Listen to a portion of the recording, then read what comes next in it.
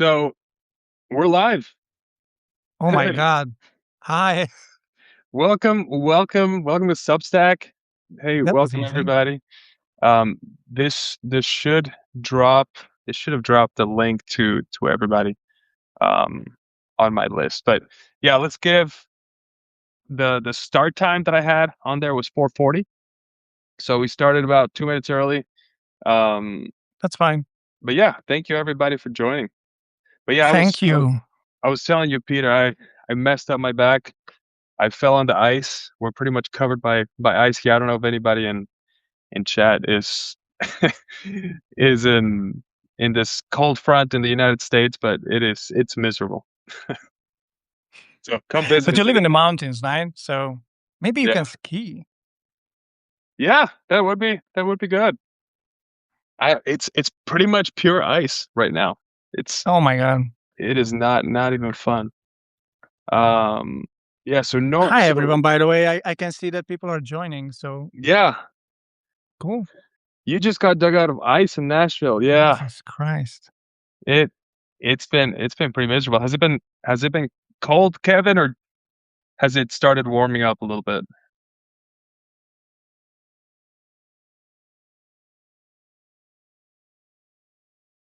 This is interesting, Peter. So we'll go at 4:40. We'll start with introductions and everything else. But Sure. I wanted to see what happened when I started it, maybe 1 or 2 minutes early. And I guess Substack sends a notification at 4:40 because we usually start and we have hmm 70 to 80 people. So uh, I'm not sure. I think you see a little bit different stuff that I do because I'm not the admin of this or not the mhm. host. Yeah. Um, but I don't know. I can see the chat, so that's cool. Okay. Awesome. Oh, the beach. There you go. Kevin, the beach is freezing as well. Jesus Christ. Okay. Well, let's get started. Um, I'm really excited today to talk with Peter from AI Ready CMO. You're going to get to learn a lot about him, but I met him through LinkedIn. He has just an amazing channel on all things AI plus You're marketing. very kind. Oh yeah. Oh yeah. And he just jumped ship on Beehive and came over to Substack. So I'm also Yeah. wanting to hear all about that. So Peter, go ahead and introduce yourself and we go from there. Thank you for inviting me. So yeah, we run this AIReadyCMO.com. It's we don't really call it a newsletter platform. We more call it like an intelligence platform. We send daily emails about AI in marketing. We actually use I don't want to get into the details, but we use an AI agent to scan almost every newsletters that you have around AI and marketing and also the media. And we synthesize the one thing that you need to learn about, or need to know about AI in marketing. Mhm. We also have weekend styles, deep dives, and other stuff. That's awesome. And you, And I'm calling you from Tuscany, and literally wearing my PJs under this shirt. It's a little bit late here. Sorry about that, and this is probably the reason why I have a little bit of fainting voice. Sorry, it's a little bit late. no, that's awesome. Thank you for joining. Yeah, No, no, no. Substack video is changing a lot lately, and it is. I you're gonna see it because I know you're gonna start doing Substack lives, and it changes the way that Yeah. it features. And for some reason, I don't know how it doesn't seem to have sent the invitation out to everybody. 'Cause, Oh, you uh, actually checking the chat as well? Not the chat of the live, but the no, no, just yeah, just the chat of the live. But I see we have 13 people with us. But let's go ahead and get started. So, Peter, yeah. tell me a little bit about your journey. Yeah, how did AI Ready CMO started? What drove you to Oh, it? oh my God. So so we are a practitioner-led platform. That's super important. So we are actually marketers, not like AI experts who became AI experts last week, and so on. Um, I was a fractional CMO for the last 2 to 3 years and consultant. and I was a full-time CMO for Series A and mid-scale companies in B2B tech. I led How did you acquisitions, jump into funding. the fractional work? I know Uh, that's kind of new. And if you can't just get a little closer to your microphone, it's a oh little yeah, yeah, sorry. there you go. Perfect. Yeah. How did I get into fractional work? Because I started to working as a consultant by two reasons. First, I got older and I just didn't. Yeah, sorry, but like that's the way it is. I didn't want to work full time anymore. Mm-hmm. And I don't know if you ever worked as a consultant or a fractional CMO to other companies. Mm-hmm. You can pretty much make the. I mean, let's be frank here. Pretty much make the same money that you can make as a full time employee if you have two or three clients. Mm-hmm. And it's a little bit more narrow commitment when it comes to your time, focus, and energy.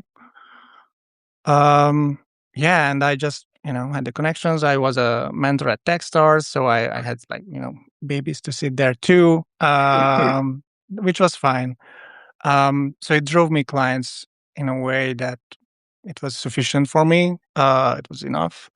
Um, but then, what's the year now? So like 2025, we started AI Ready CMO. Mm-hmm. So I'm the co-author. So we have two people. One is me and Torsten. He's actually a full-time CMO at Appen.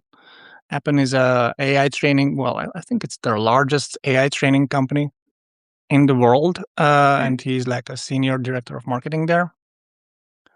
And we wanted to start something that is AI, but not the tech and tool hype, and it delivers some sort of intelligence and insights just for marketers Mm-hmm. because we are marketers and we have this unique point of view that we can we actually know how to work with AI in marketing because we do every day Mm-hmm. in our practice, and that filter of a lens allowed us to see the whole AI hype a little bit differently. We started as a weekly publication first. It was pretty much to just drive consulting clients, to be honest. Mm-hmm.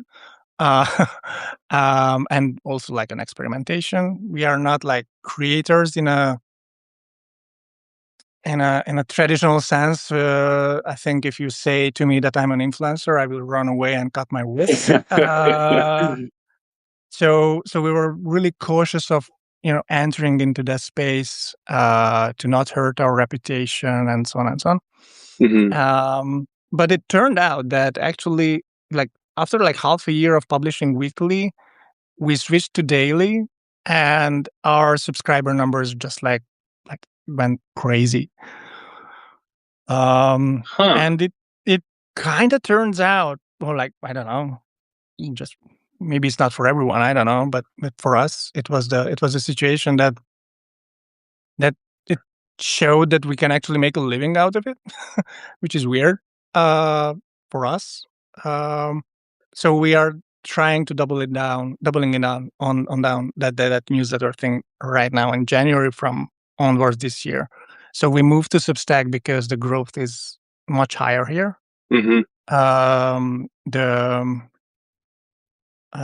The organic discovery with the It's amazing. notes and the whole like I mean Substack is more like a social network as far as I get it. Yeah. Um and also is doubling down on video, which is also a little bit weird to do if you're doing a Yeah. newsletter, Yeah. Yeah. Yeah. right? Yeah. Um so yeah, I think No, that makes sense. making the move was like a good call. Yeah, I know you So started here, so it's different for you, I guess. yeah, I started here, but yeah, I mean, Substack is I I hate LinkedIn because I hate. Don't worry, you can say this out Oh, loud. I'm It's just like an not a echo fan. chamber that is like lagging for 1 or 2 years, especially in this Oh, I field of know. AI and marketing stuff. But I just I was the same way. I started learning about AI and just realized, hey, I can, a lot of people probably don't know a lot of this stuff. And as I learn, Yeah. I can start putting it out. So here's my question for you to start. Sure. As a marketing expert, as a marketing professional, 2 years ago, 3 years ago, you see AI start coming in. Did it freak you out? Did you have a moment when, or you just said, let's just see how this can make my business grow? How did you see No, it? no. It actually quite the opposite. So it just made me more productive in a creative sense. Um, if you do any kind of marketing today, I think you can relate to this. But like a marketer's job was, I'm just reading the chat. Sorry. Mhm. Yeah, yeah. Yeah, same. By the way, Christina, I also do find, well, not anymore because I don't do client work anymore, but I did find most of my clients through LinkedIn as well. Yeah, But from a creator's point of view, I don't think that it's worth publishing all the time there. yeah, That's what just I wanted to say. yeah. For Um, networking, it's amazing. networking is yay. Yeah. So um, where were I? So So yeah. So yeah, when it how when how, it how came did out, yeah, AI? yeah. No. When I know, sorry. Um, when the marketing, so the whole marketing job is highly technical, Mhm, in a sense that it's the skills that you need is a little bit closer to like a performance marketing, more like a mhm, technological job in a sense, less like a creative job. Or it became less like a creative job in the recent 5 to 10 years. You had to optimize dashboard. You always look at dashboards. You have to optimize for platforms. You have to optimize for data, and so on and so on and so on. So the entire system rewards a certain type of marketing technologist. mhm. You have a marketing tech stack, and these horrible expressions. And I just thought that now that we have AI, and I still feel that way, by the way, now that we have AI, we can finally skip this whole technological bullshit that we have around marketing because AI will do it anyway and better than us. And finally, we can focus on the strategy and the creativity. That was the original conception for marketers. We are storytellers. We are telling a good story. We are kind of like, I don't know, raising attention around the brand. And from that attention, you can convert it into sales and whatever, right? Mhm. But our job is to tell a creative story. And there is no better way to do that now because the entire technological stack that you have around in marketing will be, I mean, maybe a controversial take, but will be probably fully automated by AI. Maybe not now, but like half a year or a year later, the signs are already here. So you finally have the time and the chance to do something human, creative, taste, judgment, the basic things that drive a Mhm. good story. That's awesome. So Yeah, no, I wasn't I don't know, afraid, or yeah, I was a bit surprised, but not on the AI side, but more like how people started to use it. They yeah, started to use it to optimize high level workflows instead of just like focusing on the shit things, the grunt work, the below the junior level yeah. No, I type of stuff. honestly think that's where the value. So I have a lot of people ask me, how do I know that I'm using AI correctly? To me, if you are using AI correctly, you are going to have so much more space to work on your creative pieces, your innovation, your because AI can do so much of the execution, and you can just let it run. Right now, I can open one of my apps, and I have Cursor right now that's essentially creating an app for me. That's a content repurposer. I just built two different apps for two different clients where they were just looking for a system that could replace Sprout, whatever Sprout Social or some of those tools that you Yeah. have to pay $10, $15 a month to get content repurposed. I'm just creating one out of scratch for them that they're going to own, and they're never going to have to pay fees on it again. So to your point, we are moving to a place where everybody's going to be able to own their own tools. You're not going to have to go left and right to get all your tools, and the tools are going to serve you. They're going to be customized to you, and you're going to be able to focus on, you know, what is my story? What am I telling? Why am I here? And there's so much trash marketing out there because I think for so many people, they're so worried about their SEO and their keywords and all that structural stuff that AI can do so much better than us. And they don't have any time for the storytelling. So when you Yeah. talk about storytelling, what is You just Peter said it Benet's out definition? loudly. Oh well, I don't think that storytelling has a Peter Benet definition, but or I hope not. But you said it out loudly. You have time to think about it. Hmm. And by the way, there was a question from Mark Modesti Oh yeah, about how yeah. You how go ahead and AI. address that. Yeah, sorry. How AI has increased your creativity, and can you talk about how and why it happened? Um, so there are two things here. One, I start with the hardest part, or that maybe not the hardest. I don't know. The hardest part, which is the playing side of Hmm. things. So you mentioned you created a personal tool for one of your clients. I mean, not a promo, but at well, it is, but not in that way. We have tools at AI Ready CMO as well. So if you pay, you have access to certain type of tools that are kind of like wipe coded together to certain marketing aspects that of your workflows. We also have a content repurposer and da, da, da, da. That's awesome. It is, but the fact that we were able to do that, uh, that's the amazing thing. And I don't know how much Lego you played when you were a child, but like, no, I didn't did you? really know. I grew up in No, no. Bolivia. A lot of marbles outside and soccer, but not a lot of That's Legos. the same. That's the same. That's the same.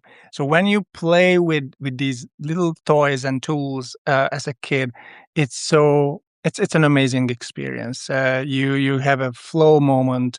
You can do something really great, and I think that's what we think about creativity Hmm. when we grow up. That we have the time and the ability to do something really amazing from scratch, and when we have these AI tools, they are not really keeping us away of doing that thing. You can just actually just will your idea into Hmm. existence, and I think that kind of feeling that's amazing when you have creativity. The second thing is the research, so you can be more confident with your ideas. I think most of the problem Hey, with the Peter, you're free.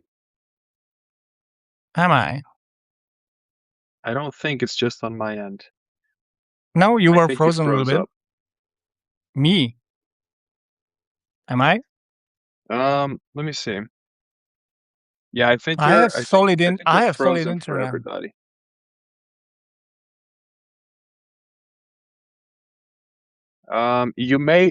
You may I can need to hear you, by the jump way, off totally and jump fully. back on, Peter.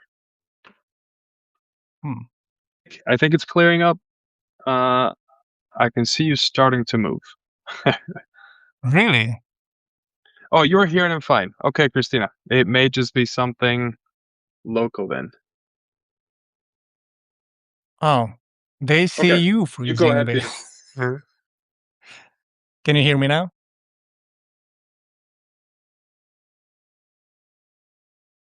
I'm gonna close all my other windows, but I think I'm good now.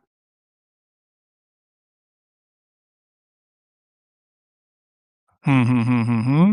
Okay, I think we're good. Ah, um, We're good.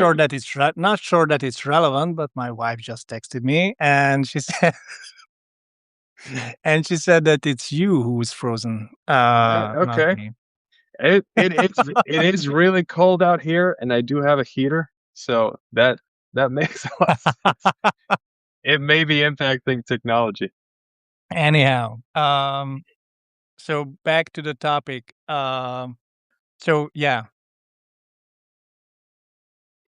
Joel, close your all of your AI windows, I guess. Yeah, my Um, agents are gonna turn against me if I just shut them all off. I They're actually closed down mines because they actually, I mean, no, for real, they claim a lot of freaking processor and they chip and do. memory and yeah. Anyway, so once you have the time to think about things, you organically become more creative, I think. Yeah.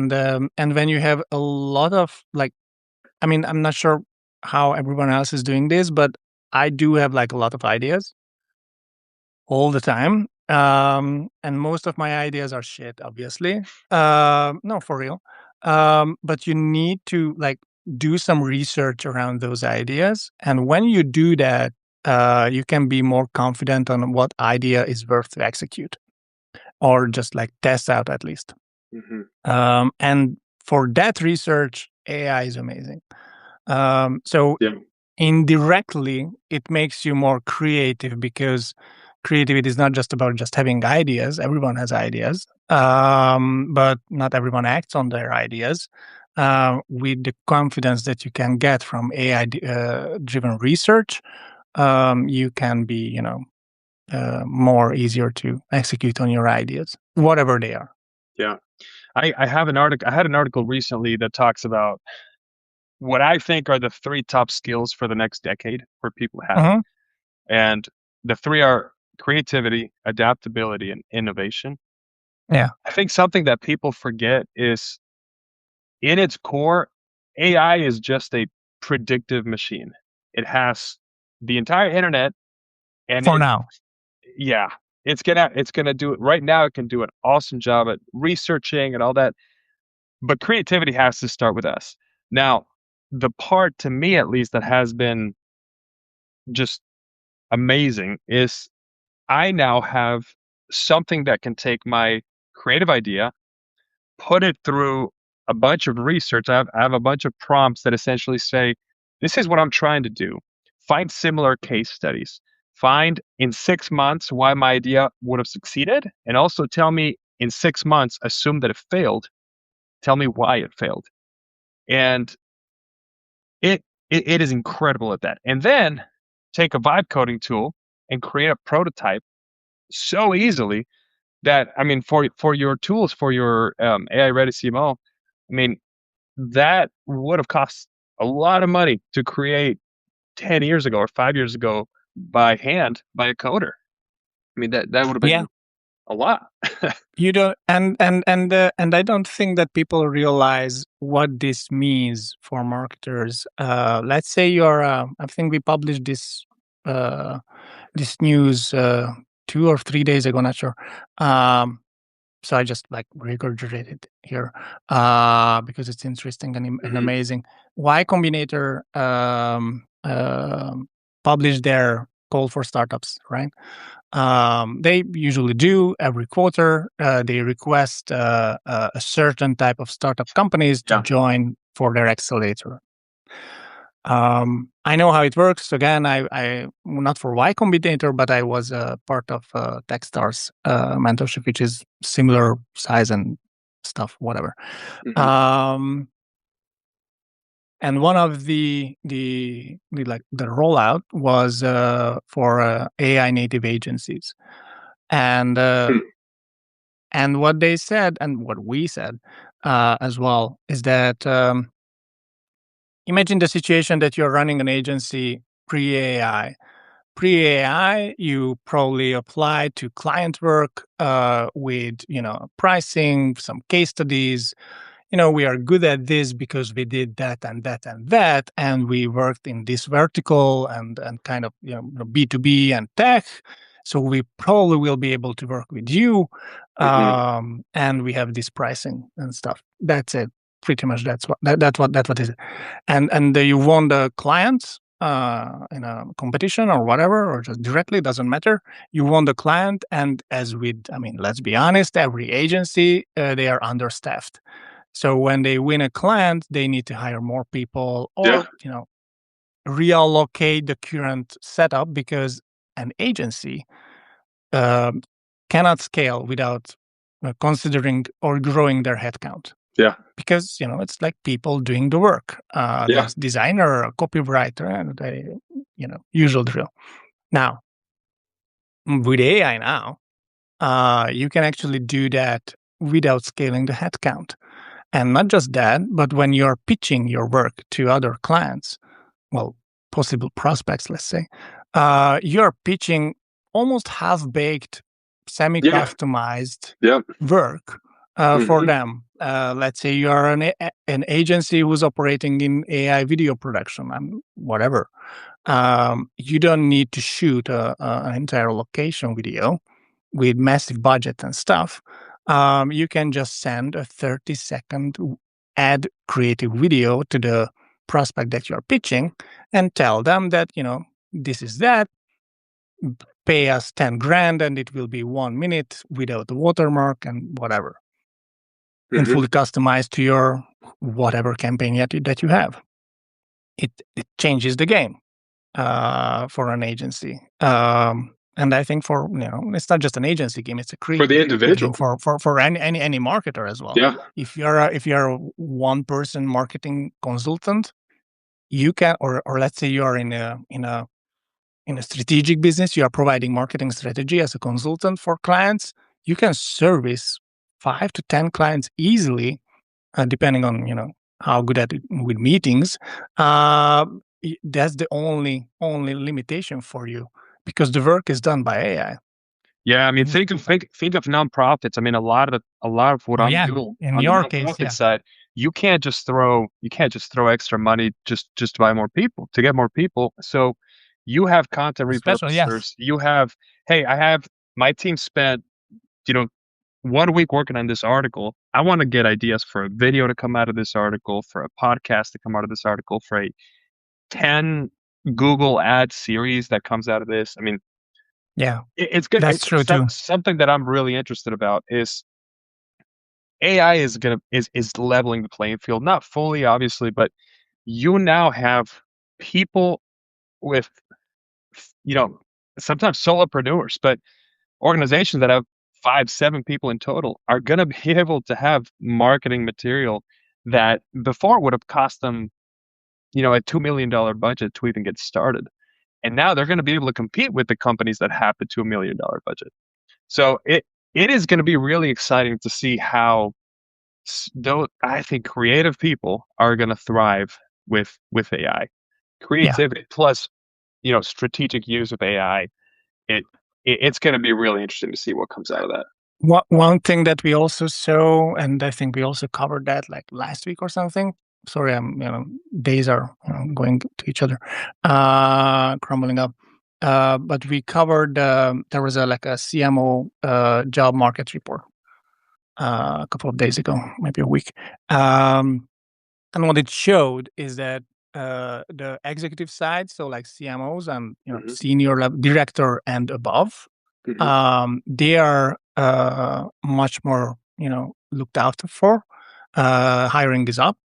For mid level, is like a little bit less, stayed the same, whatever. Junior is like totally destroyed, down like I don't know, 10-20% or something. And I think it's important to see that in order to be able to provide like creative judgment, workflow orchestration, like okay, like working with AI in general, you have to be at least experienced in some way. And I'm trying to be very cautious of how I'm framing this because if you're a junior, you can be still experienced, of course, um, No, I but it's understand. more like a senior level involvement. And if you are like, for example, a nonprofit company, you don't need to hire the small junior to run your socials or whatever. You need to hire the senior person who spent 10-20 years in the field and now is able to run with multiple AI agents around them, building organizing an entire marketing team in a sense that it's probably bots Yeah. most of the time. Um, the caveat, by the way, is that, and that might be sound ageism, but I'm older, so I can say it. The older you get, you probably less familiar with the technology itself. That's what I was gonna So say. that's Yeah. where the junior side actually, coming in or can have a chance or some edge uh, compared to the seniors. So it will Yeah, be an interesting time at all. it really is interesting because you have there are already reports everywhere about people coming right out of college with no experience are just finding a lot less jobs because yeah, I don't need two researchers. I have Notebook LM. Um, I don't need to hire 10 social media, entry level people. I can have two managers. But I do see a lot of times somebody with 2, 3 years of experience that knows AI can do a lot more than somebody with 20 years of experience that is probably going to be a lot more hesitant to use AI. Sure. But I see Mark has a question here. Yeah, we had a question, and I'm just assured that I wanted to cover this because this is super interesting, Yeah, you take it first. and it's like it's almost boring to talk about. It's so generic, by the way, the situation. Let me explain. Um, so when you're selling AI solutions, whatever that be, applications or workflows it doesn't matter what it is, Hmm.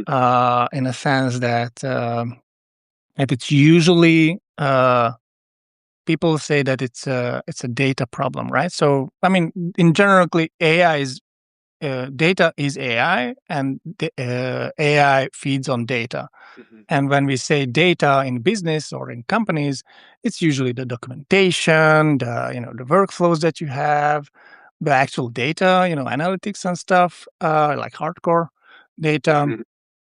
Hmm. And if you have any lagging or problems with that data, and 99.9% that usually do have that problem, the AI cannot perform really well. So that's one thing. You need to fix the data layer for whatever the AI solution that you sell first.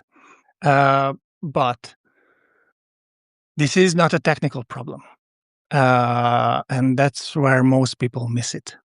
Hmm. This is not a technical problem that you can solve with an application or an integration or a whatever. It's a people problem. People don't document their work really well. They keep it in the shades, gray area, sometimes purposefully. You know, less you know about what I'm doing, the better, because I can stay on board. Sort of, to be frank, especially true for enterprises.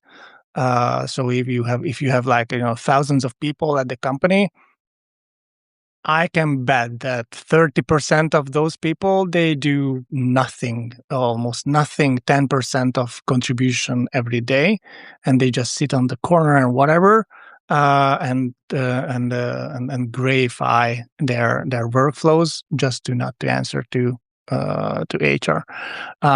For smaller companies, that's more like not a purposefully gray area. It's more like they have chaos because they don't have time.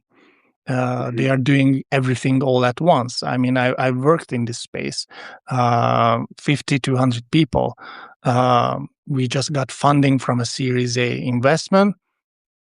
I mean, everything went haywire. So, no, for real. I mean, we lived and operated in. I mean, this is actually expected from mixed scale and startup growing companies, that you have to be okay with, and that's why they call it startup culture. You have to be okay with high performing whatever, but that has a caveat, which is having chaotic systems and workflows in place. So the data layer is corrupted for AI. That's why you cannot sell the AI Hmm. solution for these companies. So the the overarching solution for this, I think, and Mark actually said it out loudly here too, is to sell like knowledge, understanding, and skills on how to handle AI. Mhm. So I don't know. I'm not into the training or education space. We actually at AI Ready CMO we made our all of our workshops and courses free for everyone. We are not monetizing that. And I don't want to become a training company at all. That's probably the last thing that I want to become. Uh, but if you are operating in a consulting business or any kind of like brain stuff, you should probably consider adding training, workshops, upskilling to your services because a it's easy to sell. You're competing with HR and marketing budget. So, two buckets, two opportunities. Amazing. B, it's easy to create something like a course or workshop or something. It's really, Yeah. it's an easy game, I think. Yeah, one of the things that I do, and part of my coaching for executives is one of the it's one of the biggest misses right now. It's you have somebody that is leading a company or leading a group or a manager or a CEO that says, I want to bring AI. And it's one thing to bring AI, bring a build to a call center, to a customer service team and just say, hey, use this. But I think one of the steps that is so often missing, and Mark, this is something that I advise everybody before they implement anything, even before the step of teaching how to use AI, is just teaching about AI in general. So I ask CEOs, I ask executives, do you have not just an AI policy, but do you have an AI statement at your organization that shares with your employees, with your staff, this is how we see AI? If there's not a statement like that, if you have think you're bringing AI to a call center or a customer service team of 100 people, you spent $20,000 developing this AI build, you train everybody on it, but you never took the time to explain to people, no, we're bringing AI so you can become better at what you are doing. They're going to think, and in some cases they may be right, you're just going to replace me, or Mhm. I'm going to try to bring AI. You're trying me to teach AI so that you can fire me and you don't no longer have to pay for my salary. So to me, a huge step, and honestly, this was a fail with one of my teams in the past. It's I thought as long as I teach them about AI and how to use ChatGPT or how to use Claude, they're going to embrace it. But I eventually realized I needed to step back from that and teach them what AI is, you know, what what it's supposed to do. It's not I'm not bringing it here to replace them. I'm not all of a sudden as soon as they start using ChatGPT, I'm not going to expect 4 times the output that they're giving me right now, which freaks people out. And it doesn't matter how good of a project you bring into a company, if the people who are supposed to use it hate it, it's just not going to work. They're just not going to use it, and it's going to be a failed implementation. So I think a layer of just not just teaching how to use AI, but AI education in general is an important step for adoption at a company. Yeah, and also one other tip that I want to give when you are like I wouldn't say teaching, but like helping them to upskill with AI Mhm. or adopt AI, is that don't talk about AI at all, at least on the first 2 to 3 days of the training or whatever, the first half of the training program, whatever the program you have. But ask them where do they spend their time on at least, you know, daily 1 or 2 hours that they spend time on something that is very mediocre, Just repetitive manual, tasks. repetitive, Yeah. like the shit work. The the thing that no one wants to do, or something that is really easy to broken down into little steps and pieces. Mhm. If they can name that, and again, it can be broken down to pieces, to little steps, it will be probably, you know, AI-fied, or Mhm. AI can help that. Yeah. And that's where you can actually build something like, I hate the word low-hanging fruit and quick wins, but that's where you can show immediate results. Yeah. And that's when you actually can talk about AI now with them. Because those numbers will add up. So like, I don't know, daily 1 or 2 hours, that's like, I don't know, probably I'm really bad at mathematics, but like, I don't know, 3 or 4 days per month, Mhm. at least, saved with Yeah. AI. That's amazing. But think of what the That's difference is. billable number. Think of what the difference is. You are starting as you're talking to people, as you're talking about starting with how to help the employee. You're not starting with how to make the company more money. And Yeah. people are not stupid. They they know. And if they see, hey, they're bringing in AI to help me, you know, to get rid of tasks that I already hate, that I mean that's huge. That's an excellent. And that's how you win the people as well, because once you like AI-fy their like 2 hours per day, you are doing that with the work that they hate. Hmm. Uh, so they will be happy to hand it over to you. But when you start with, I don't know, AI will help you create better strategies. No, I can create better strategies. So fuck off, right? Yeah. So it's And different. but on that point, something that I've seen a few companies do, which I really, really like, is they help their employees save some time. So save 1 hour per day, not doing a crap task that is just repetitive and that bores them to death. Take that time, and now you have 1 hour where I've seen companies start taking that 1 hour and start upskilling their employees on AI. So give AI training so that now your group of 100 employees that hated AI, all of a sudden in 1 year, there are 100 employees that have gotten 1 hour per day of AI training and are now 10 times more skilled and able to take on these new tools than before, instead of Yeah. just firing everybody and just trying to bring in a whole new group. So there's easy ways to do it, and then there are strategic ways to do it where you not only get the output from the AI implementation, but you also get, scalable people being skilled on how to do their job better. And I think All those are right. the companies that last. Yeah. And then Krishna said that how low self-esteem we can have to be afraid of being replaced by technology. So I, first of all, I hate the word replaced, because I think we will be augmented, and we are constantly augmented by technology since we have technology.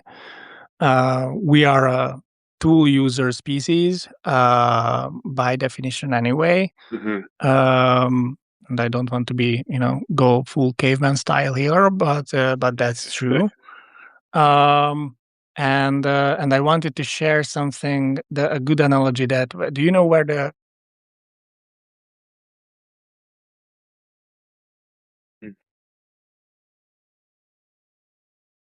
Yeah, yeah, yeah.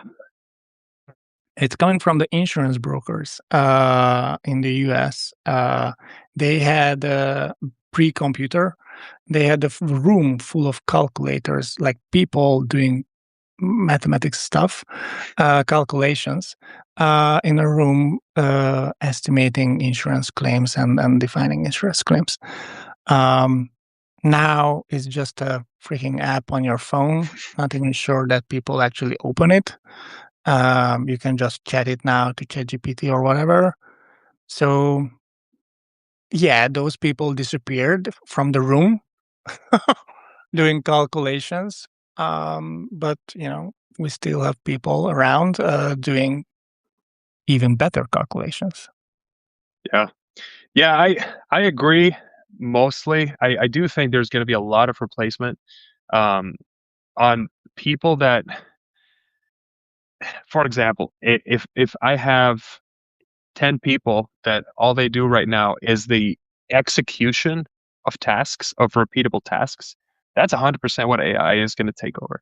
And if it, so I don't want to discount that, but what I think we have is, and it's going to get harder every time, but the sooner that you start learning what am I really good at and how can I use AI, like you were saying, super skill or supercharge what I'm currently good at. That's Mhm. where the key happens. And you can do that now, you know, and be ready in a year or 2 years or learn. That's exactly why we created Kazora. So I don't know if you Mhm. know about Kazora, Peter. Yeah, tell me It's about it. I all just about, saw it a link. yeah, so Kazora is an AI community that we created. Michael Simmons is on here. He's one of my co-founders. It's three of us, Claudia, Michael, and Hi. I, that created. We just saw there's so much, almost an overwhelming amount of just content. That's Mhm. every day there's probably 50 new AI creators on Substack, and you can read and you can read and you can read, but if you don't go beyond the reading, it, you're just not gonna you're gonna be stuck. You're just gonna be spinning your wheels. So what Kozora True. is we try to bring in the top creators on AI to do live sessions with people, one on one, 1 hour every week, where executives, CEOs, directors, nonprofit leaders can sit across somebody virtually and actually ask questions. Cool. Some of our creators are some of the same people that are advising Fortune 100 companies, and they actually get to interact with them. Say, I just had somebody who is part of Kazora and is also one of my subscribers that he's a farmer that wanted to use AI. And we were looking at how can he use AI? Well, he ships meat. He ships, half a cow to across the United States. So with That's AI, cool. it was really cool because with AI, he was able to vibe code an app that he was able to put on his website that when somebody selects, I want half a cow, you get to select what kind of freezer you have, and it'll tell you how much room you need to have in your freezer available for when that cow is delivered. So it's Nice. just amazing, you know? That's amazing. That's really Yeah. amazing, by the way. That's a good idea. Yeah. Yeah. We So should it's monetize that application, by the way. I know. So it's just a matter of understanding where does your value come? What do you do? What do you learn at? Where do your experiences at? And then how can AI help execute on those things? And I think the opportunities are endless. Now, one question that I had a lot of people asking as we were getting ready Hmm. to do this was as you look into 2026 and you have Oh, entrepreneurs no. here, you have directors, what as they think of marketing in the age of AI in 2026? What do they Oh. have to keep in mind? Yeah, that's a good question. Expected question. I hate future telling. And wholeheartedly, I can say I don't know. Yeah. Um, the only thing that I can safely probably guess is that. So let me step back a little. Right now in January, as of today, you have a tool called Claude, and it has Cowork and Code as like a side Hmm. tools, or it's the same tool. You can spin up applications like your farmer's idea, which is by the way amazing. My dad is also in agriculture, so I can Nice. highly appreciate it. Is that Um, wine in Italy? no, no, cherry trees and stuff. Oh, He by the has way, like a big orchard.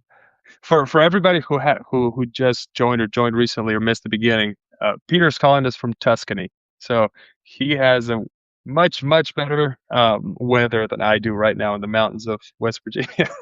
Well, don't get so excited. We have rain for 2 weeks now.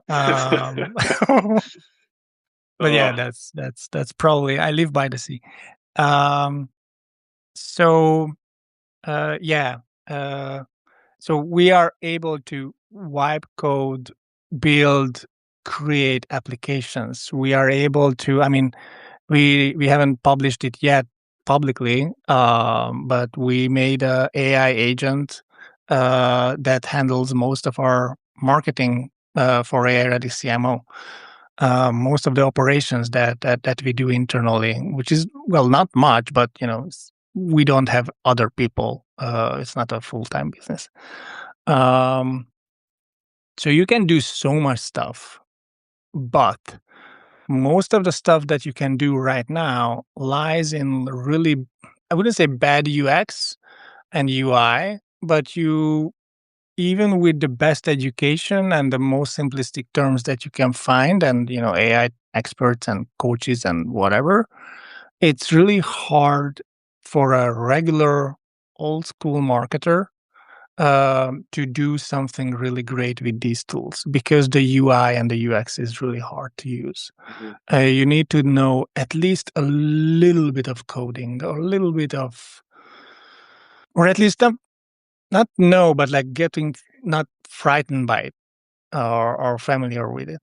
Um, and and I think we are in the early stage for this.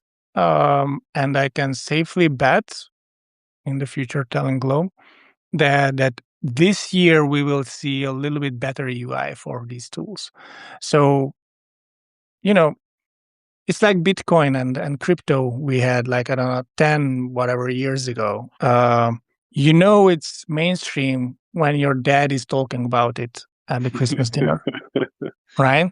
That's it. When everyone is like, oh, I want to know Bitcoin and invest into it, whatever. It should be the same with any kind of technology. When your dad talks about it and actually using it, that means that it's kind of mainstream now, and anyone can work with that technology. So I expect that happen this year. Yeah. Which means a hell lot of indirect and direct things for marketers. So most of the CRM tools, by the way, and most of the marketing stack that you use, SaaS tools that you use, either will adopt AI related stuff internally, and have integrations with other tools, or they just try out, and you don't need to use them. I think the second bet that I would happily make is this is the year of the personal software. So, as you said, you can build something for your marketing use case, and use it pretty much easily from the scratch. And I think it's important to note here that marketing itself is a very, well, I wouldn't say complicated, but we are everywhere. We are a little bit of content, a little bit of technology, a little bit of advertising, creativity. It's very, it's complex in a sense that most of the workflows are not that straightforward. And that means that you probably need something that's highly customized to how you work with your team in marketing. And that's when personal software can help. I'm sure every marketer can relate when you actually, I don't know, like like sign up to a SaaS tool, and half of the features for that tool is fucking irrelevant for you because you cannot use it, right? Other half of the features are not integrated with your other tools, and now you're again looking for new tools, and everything is it should have super customized effect. And I think this year we will see tools rising that are like tailor made to you. Yeah. Because those tools are just made for the average. I mean, they're made for the general population. Half of the tools on there don't work. Um, two examples that I want to give on these. Neither one of these tools would exist if this was even 2 years ago. So the first one is just a quick example.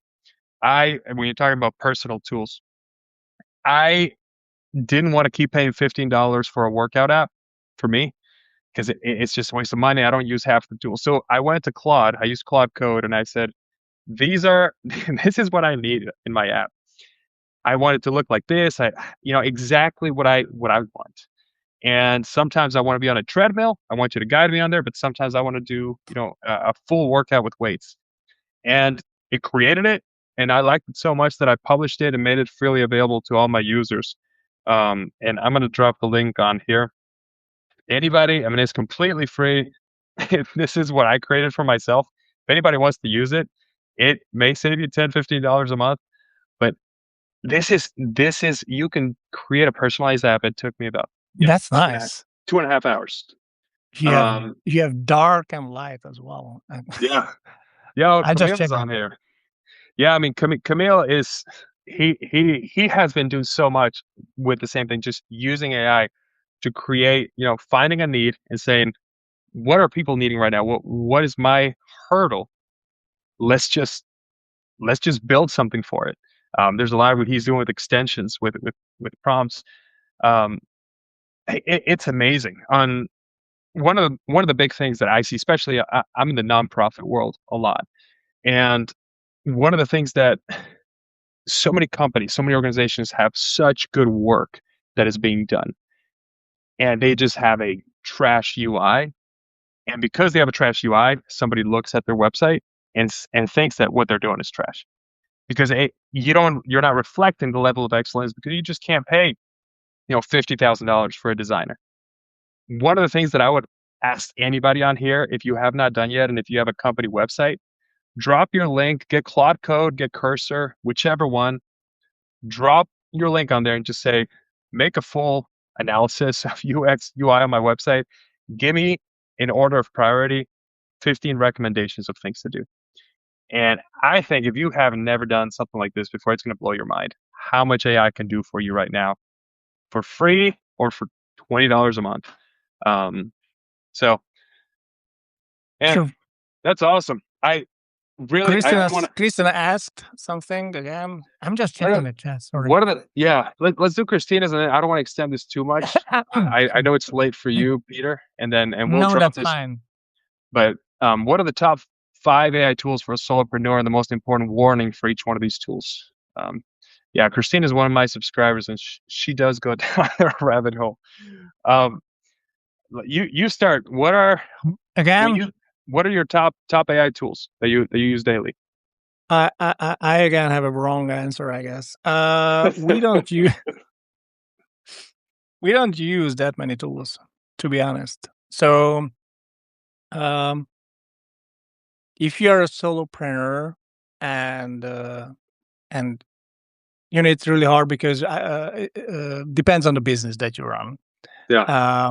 But whatever your business is, I think you will be better off maxing one AI LLM tool, generic one like Claude, maxing one out, like Max Plan for Claude. I think that's what it's called. It's like $200 or something, or 100. I don't know, whatever. So it's a lot. So buy the highest tier that your LLM has. Use that extensively to the limits, because you can do so much stuff just with that one tool. Also, Claude, I'm not affiliated with Claude or whatever. We just use it every day. I wish Claude was sponsoring this post. I would love full Claude. Yeah.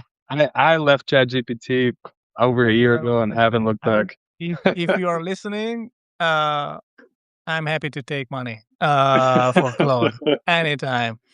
No, for real. So use that because it has extra tools like Cowork and Code. With Code, you can build whatever you want. With Cowork, you can actually have like a full team without having a full team. And with Claude, you have everything like an LLM has. We also use a lot for what a terrible name they chose, by the way. Perplexity. Man, it's late up in Tuscany. I understand. Yeah, sorry. Perplexity. for research. So it has a really great. It is terrible with copywriting and other stuff, but it's really great for research. So if you are in a consulting business, let's say, or any kind of business that requires a lot of data processing and looking after stuff, Purpley is amazing. Mhm. Um, yeah, I don't really think that we use Granola a lot, note taker, Yeah. um, and we shout at Granola all the time, not just during notes and meetings, but just for like any time to brain dump our stuff. And now I think they have a MCP version, so they Oh, work really? with yeah. So you don't need to actually like export, import, and whatever. It just connects to your LLM. Yeah. No, those are And good. and if I wouldn't have my wife, who is a designer, because before the call, you actually asked what kind of tool we use for the logo and the stuff. So my wife, she's a designer. If we wouldn't have that, I would probably use some sort of AI designer tool Mhm. that helps me create at least up to like above mediocre design. Don't stress it too much. I think Yeah. for most people it doesn't really matter that much, but Yeah. yeah, that's it. No, that's good. Yeah. Two things that I tell anybody who asks me what my top AI tools are. One, just know that there's more than ChatGPT. Everybody just dives to Chat, but Yeah. man, that there's a lot of better stuff out there. And number two, it is so much better. I mean, most people just go wide and try to open every single AI tool out there. They try to be on Perplexity and they try to be on ChatGPT for this, Gemini for that, and go deep on a tool that matches the way you think, the way Yes. you work, and it's going to be your superpower. For me, that's Claude. I have my workflow is Claude for 99% of the stuff. I started using, actually I had a conversation with Camille and I started using Claude Code actually this morning, and it's already blown my mind. I had it go do a full SEO analysis of my website and it did it no problem. But Claude for me is the number one. Then I use Granola for meetings. I use Gemini Same. for, yeah, I use Gemini for images. And I then wanted to mention that too. Yes. yeah, probably my, other than Claude, my most used tool, and I do partner with them, but this is not a sponsored this is not a sponsored meeting. Obviously not. Whisperflow. Whisperflow, if you have not tried it, I mean, you are getting carpal tunnel for no reason. I probably dictate, I don't know, 99% of the words that go on my computer.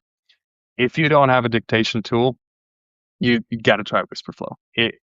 For me, I'm not one of the people that can type as fast as they think, and there's so much lost between what I'm thinking and what actually comes to the computer as typed.